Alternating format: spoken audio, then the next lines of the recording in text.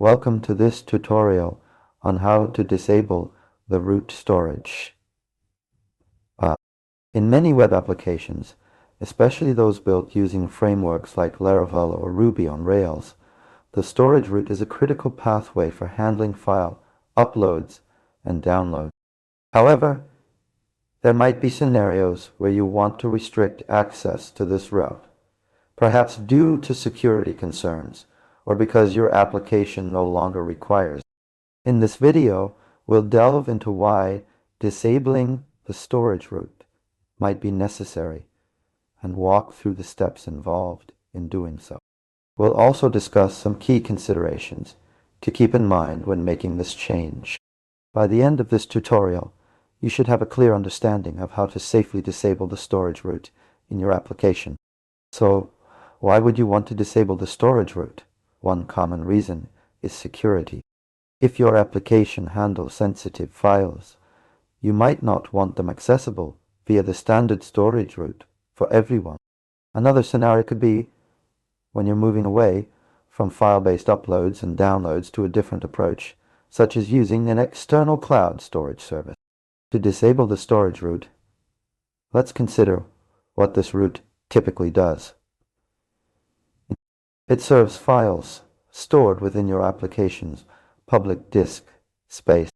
The process of disabling it involves intercepting or altering the routes defined in your framework that lead to file handling operations. A key step is identifying where these routes are configured in your codebase. In many frameworks, there are predefined routes for common functionalities like storage. You'll need to locate the configuration files or controllers where these routes are defined and adjust them accordingly. An analogy to help understand this process is thinking of your application as a house with multiple doors. Routes lead to different rooms, functionalities. Disabling the storage route is akin to locking one of those doors so it can't be used for entry or exit. However, you must ensure that by doing so, you're not inadvertently blocking access to other necessary parts of your application. To summarize, disabling the storage route involves 1.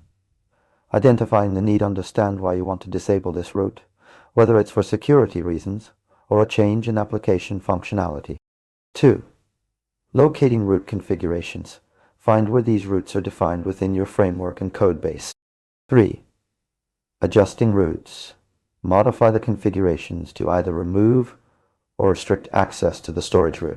Disabling the storage route might seem like a trivial task, but it requires careful consideration of how this change impacts your application's overall functionality and security posture. Remember to always test thoroughly after making such changes to ensure that your application behaves as expected.